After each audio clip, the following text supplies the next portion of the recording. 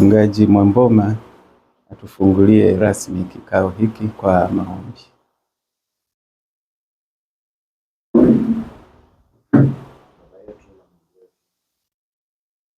Amina. Haleluya. Amen. Basi watumishi wa Mungu, namshukuru Mungu sana kwa nafasi hii ambayo iko mbele yetu.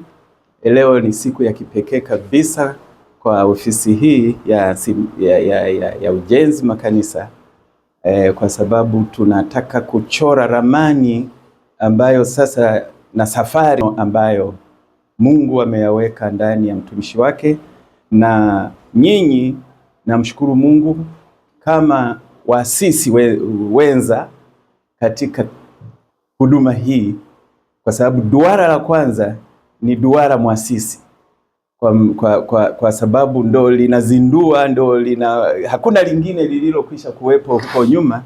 Kwa hiyo nimelichukulia kwa uzito sana hili duara, na ndio maana mmeona nimejitahidi kulipa kipaumbele na heshima ya kipekee, kwa sababu linachora historia ya huduma hii.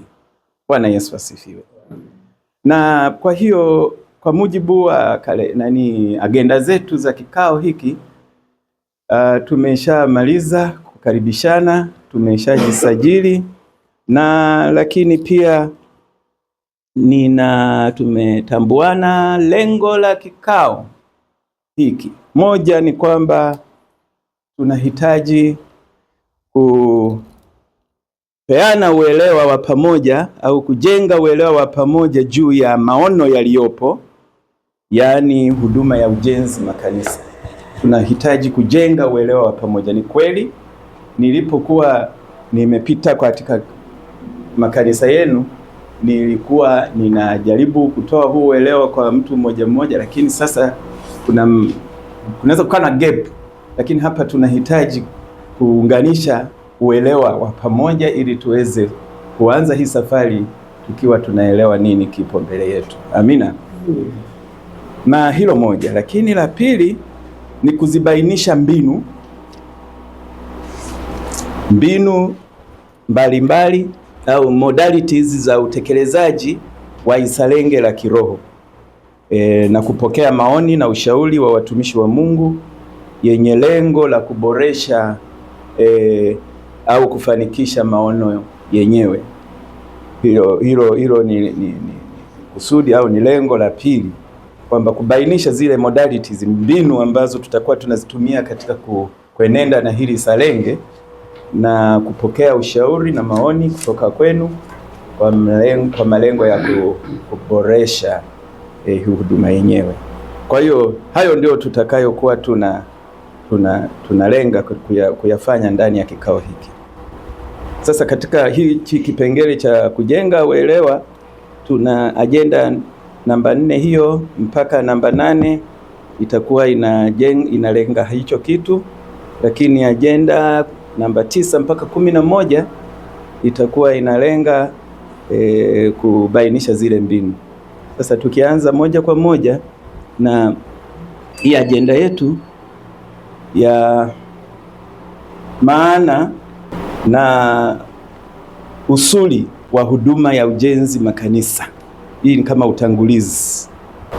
Tunasema umaana wa hii huduma ya ujenzi makanisa ni mfumo wa ushirikiano wa makanisa yetu ambao umejikita katika kuharakisha jukumu la ujenzi wa miundombinu ya majengo ya kuabudia.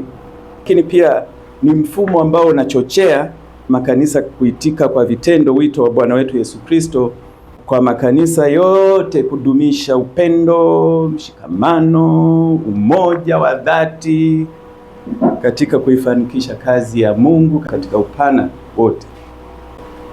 Lakini pia ujenzi wa makanisa una misingi katika maandiko matakatifu yanayochochea hofu ya Mungu, uaminifu, utoaji, utayari na ushirikiano.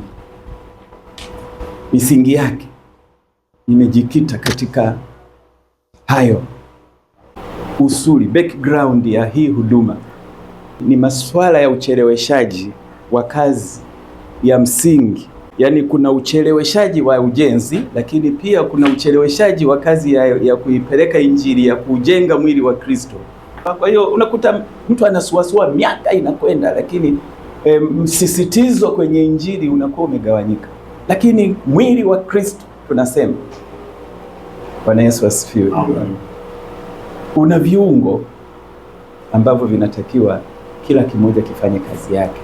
Mchungaji madhabahuni, lakini kuna wainjilisti wanakwenda huko mitaani, lakini kuna missionary, lakini kuna watu mashemasi, kuna kadhalika, lakini wapo wanaoweza kujikita kwenye engo hii ya masaidiano katika huduma ya ujenzi wa makanisa vile vile. Na mimi nimeitwa katika engo hiyo. Kwa hiyo ni kwa sababu ya kuona haya ambayo yamekuwa yakifanyika huko katika makanisa, ndio nimetufikisha, Mungu akaweka mzigo ndani yangu. Kwa hiyo tunasema lengo kuu la huduma hii,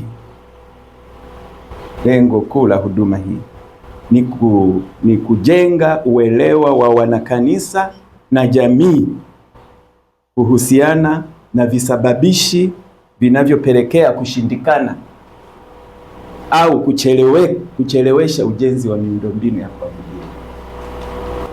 Sasa faida za uhusika, hata ningeliweza kuuliza sasa, kwa sababu tuna ABC, unadhani faida tunazozitegemea tutazipata ni zipi? Kwa mpaka tukafikia hatua hii tumeshirikishana, lakini na wewe unaweza ukaona zaidi. Nitasema chache, lakini tapenda pia kidogo kusikia kutoka kwenu. Moja, tumesema kwamba ni kupata pesa. Makanisa yatapata pesa. Bwana Yesu asifiwe. Si ndio? Tunategemea atapata pesa kupitia ushirikiano huu, ambayo hiyo pesa itachangia kuwahisha au kuharakisha huu ujenzi wa miundombinu ya makanisa yetu. Jina la Bwana libarikiwe. Lakini tunadhani kwamba kuna faida gani nyingine? Hizi pesa tutaziona pia huko mbele, sitaki kufafanua sana, lakini at least hizo ni point tu, kwamba tuna point ya faida mojawapo ni kupata, makanisa yatapata fedha. Lakini tunadhani kunaweza, hebu tujaribu wazungu wanasema brainstorm, jaribu kutoa mawazo kidogo, kwamba tunadhani faida nyingine tunaweza kupata kupitia ushirikiano huu ni kitu gani? Naweza tukahabarishana, watumishi wa Mungu. Mpendwa msikilizaji, kwa leo tutaishia hapa kama sehemu ya kwanza ya semina yetu hii ya wachungaji Isalenge la Kiroho Duara Mwasisi. Kwa hiyo hadi hapo tutakapoendelea katika kipindi kingine, tutaanzia hapa tulipoishia. Mpende kukualika, endelea kufuatilia chaneli yetu ya Ujenzi Makanisa, na kwamba usiache kusubscribe, kulike, kushare na kucomment. Lakini pia nahitaji uendelee kutuchangia makanisa yaweze kujengwa yenye ubora na kumletea Bwana utukufu. Hivyo tunaomba ukipenda kuungana nasi katika utumishi huu, tuchangie kwa akaunti zifuatazo.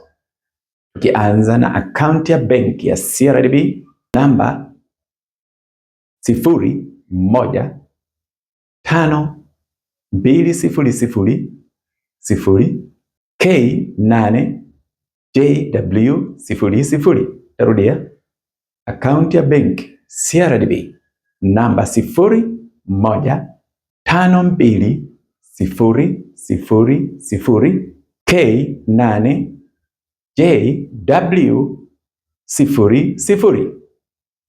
Lakini pia unaweza ukatuma kwa M-Pesa namba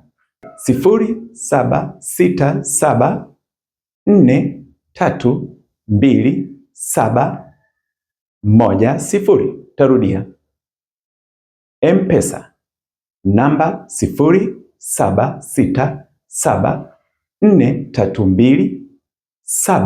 0767432710. Lakini pia unaweza kutuma kwa Tigo Pesa namba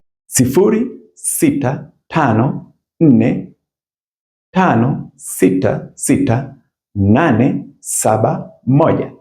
Tarudia, Tigo Pesa 0654566871. Hadi hapo tutakapokutana tena, nipende kukuaga nikisema Mungu akubariki. Bye.